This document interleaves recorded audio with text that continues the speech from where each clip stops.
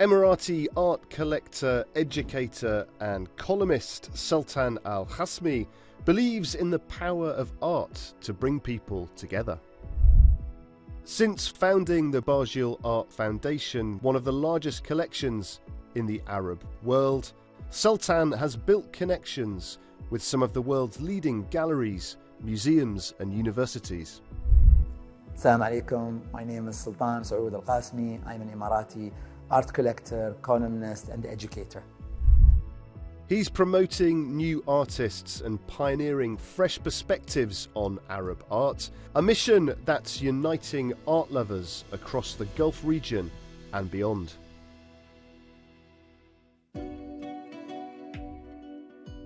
Sultan, we're here at the Sharjah Art Museum, home of your foundation.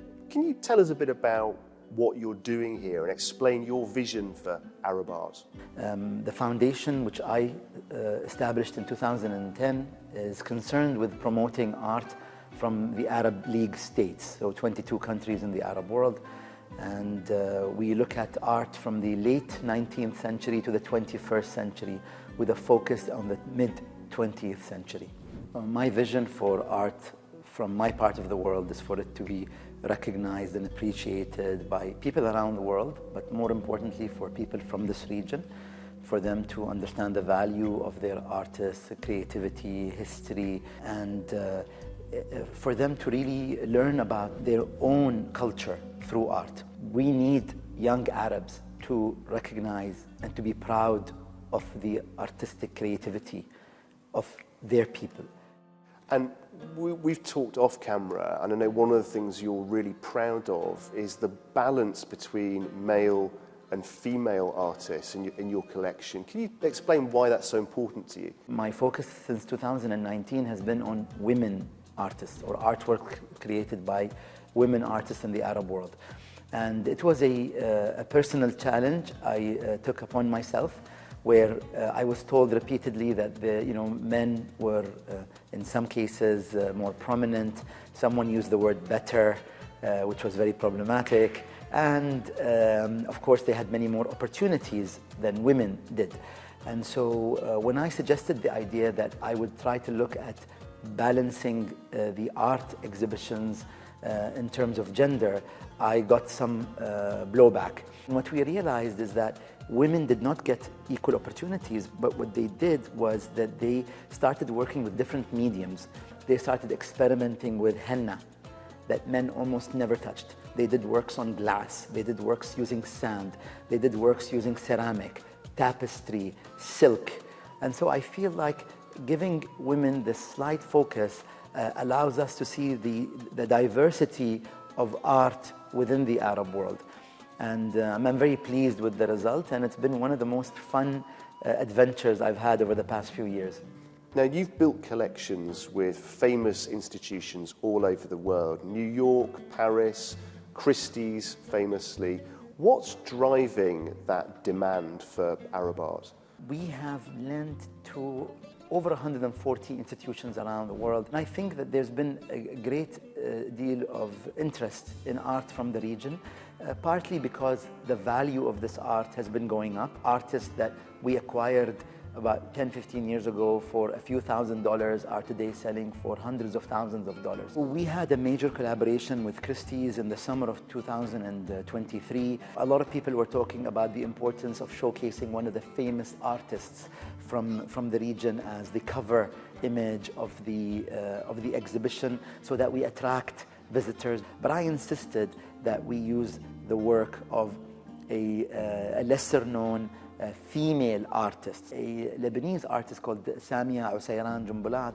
And at the beginning of the exhibition, there was some skepticism about whether it was the right choice. But by the end of the exhibition, her art has become so recognized that, according to the family, they've been getting phone calls on a daily basis asking for acquisition opportunities. So it pays to focus on lesser known and women artists from the region.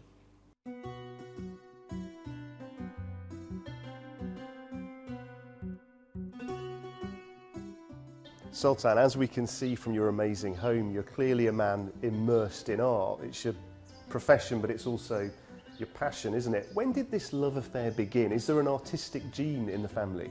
My interest in modern art started as a high school student, and I then moved to Paris when I was 16 years old. That was in the early 90s, and of course I was immersed in modern European art and contemporary European art, visiting museums like the Musée d'Orsay, as well as the Louvre, of course. Coming back from Paris in the late 1990s, I spent a lot of time with my mom and my late father, who was ill those days, and in many outings we would go to art galleries. Unfortunately, my father passed away in 2005, and many years later, as I was going through his albums, putting things together, I came across an album which I thought was family photographs, but actually was newspaper clippings of modern and contemporary artworks that he would come across. And some of the artists that are in that album are artists that I ended up collecting for the collection. And I wish that I could have an opportunity to ask my father, what drew you to this artwork, and why did you keep these clippings? You're focused on the future now, so much more that can be done. What do your priorities and goals for the next year look like?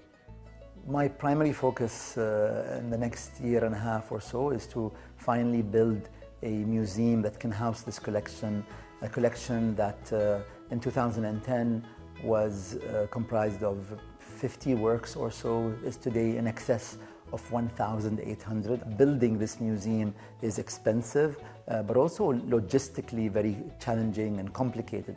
And I've been given a land by the government in Sharjah, and I'm hoping to finally put together the funds and also finally the architectural design and kick this project off in the next year or so. It'll take a couple of years to build, I think. I realized that my goal and focus in life should be a cultural goal and a cultural objective. My energies should be conserved for the one place where I can make a difference, which is in the artistic sphere, and I've decided to focus almost fully on that. And by the way, a lot of objectives that are also political and societal can be achieved through the cultural sphere. So once you educate people about their culture, it gives them an opportunity to be proud of themselves. It gives them opportunity to dream of better things in the future. So that definitely ties in together in the end. A lot of effort and a noble goal. Sultan, thanks so much for joining us on The Dialogue. Thank you so much, Guy. Thank you.